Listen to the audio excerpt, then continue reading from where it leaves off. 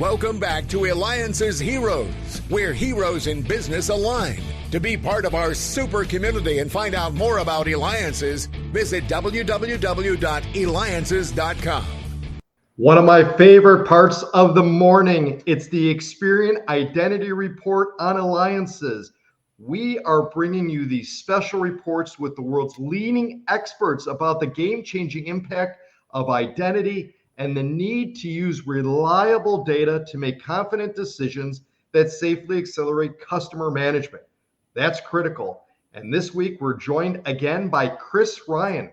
He is the Senior Fraud Solutions Consultant, Decision Analytics North America at Experian. And you know where you could reach him? By going to Experian, Experian.com. That's Experian.com. Because you're listening and watching me, David Kogan, host of the Eliances Hero Show. Don't forget you could check out past Experian episodes by going to Eliancer.com. That's Eliancer.com and click on Experian.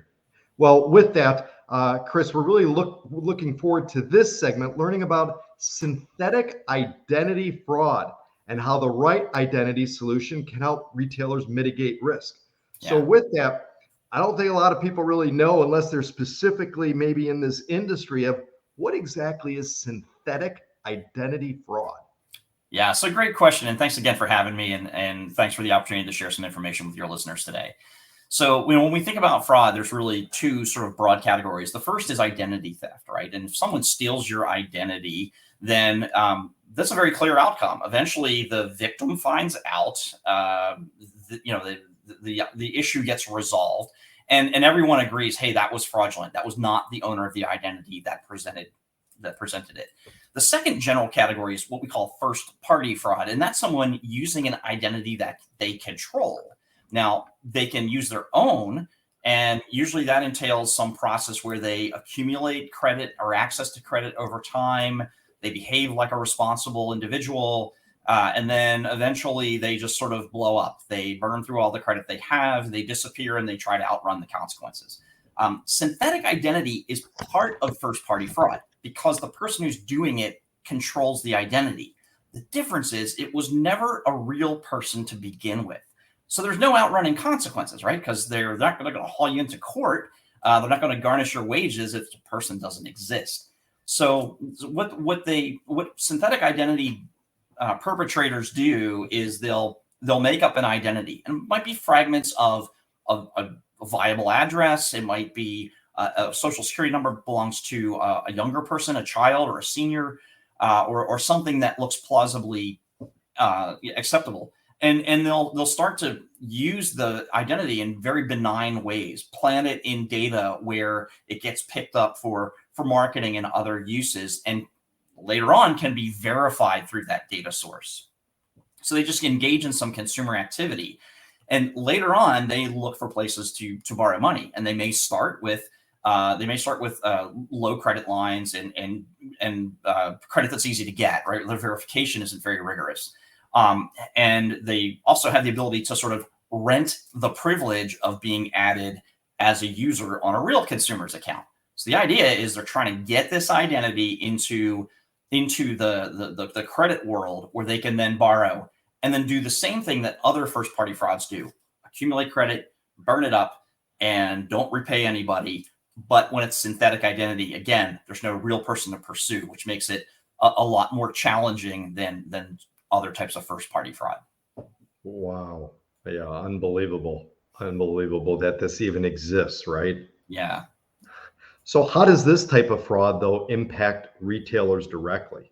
Yeah, that's an interesting question, right? If 2 years ago, if you'd asked me that question, I'd have said not much, right? The retailer makes a sale.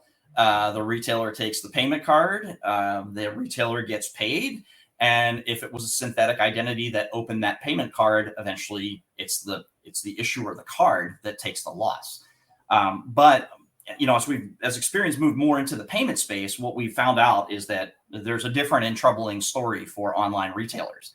And the challenge that they're seeing is that they're very concerned about synthetic identities being planted as online shopping profiles.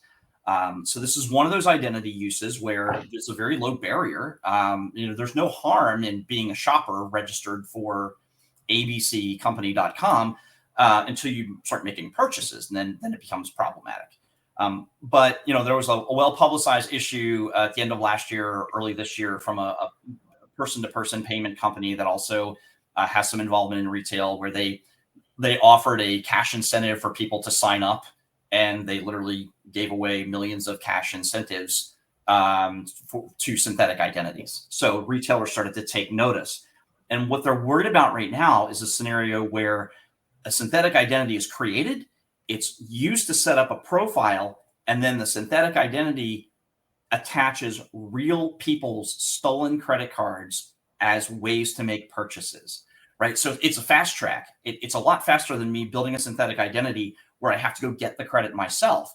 I set up a synthetic identity at abccompany.com, and if I can buy David Kogan's credit card online, I'm just going to use that as a payment method. And now all I have to do is outsmart the payment controls to use my synthetic identity to make a purchase.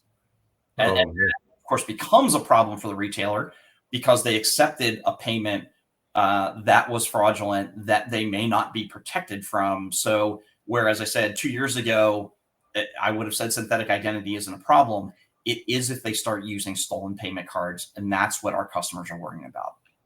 And thereby then increases the price of goods. Therefore, it does. We're paying more. Very much. That the losses are baked into what we all pay for retail goods and services.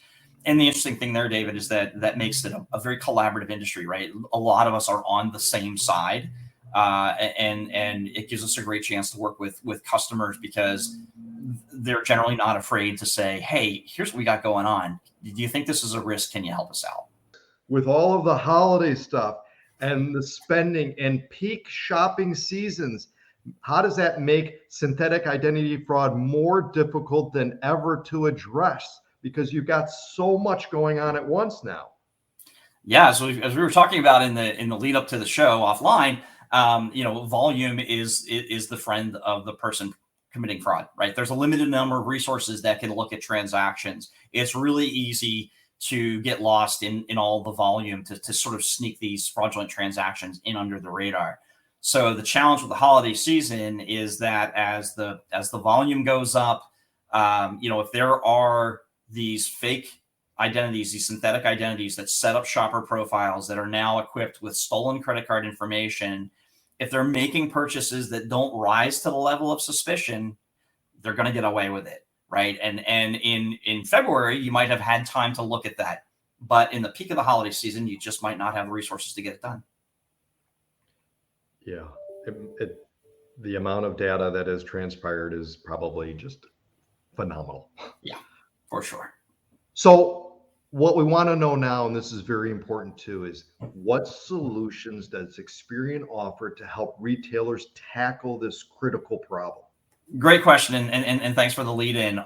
This summer, we launched a product called Experian Link. And what Experian Link does is it uses Experian's very robust view of consumer identities that don't just come from a single payment card issuer or lender, but they come from a broad variety of credit and non-credit data sources. We get a pretty good picture of who people are and all the things that they do in life that create variations in their identity.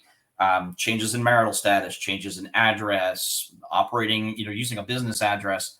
These are all things that people do every day. And Experian has a pretty good view of that. We also have a pretty good view of who is associated legitimately with credit cards because the lenders report that information to us. So what we're able to do in this synthetic identity scenario is take those big universes of shopper profiles, scrub through them, and flag those people who we definitely know own the card, right? The identities match. We know that card belongs to them. This is a person that should meet no friction and no resistance. Let them shop. And then provide more insight on those areas where we think there's some level of discrepancy so that there's more intelligence for the strategies when a transaction comes in. Maybe that large electronics purchase raises an additional red flag if there's also suspicion around whether or not that payment card belongs to that person. So that's kind of the approach, right? It's taking that ability to resolve identity and be really strong on the identity side, coupling it with our view of payment cards, and then giving our clients assurances of who the good customers are using payment cards they own, and who you might want to take a closer look at. Yeah, absolutely. Well, Chris, you help online merchants understand synthetic identity fraud and how the right identity solution can help them mitigate risk. This has been the Experian Identity Report, again on the Eliances Hero Show. Make sure that you go to Experian.com. That's EXPERIAN.com to learn more. I'm David Kogan, and I've been your host today, so make sure you go to Eliances.com to learn more and see past episodes. Thank you so much, and thank you, Chris, for being here today. Thanks for having me. But you got to dance with me, too. You know, that's part of it. There you go.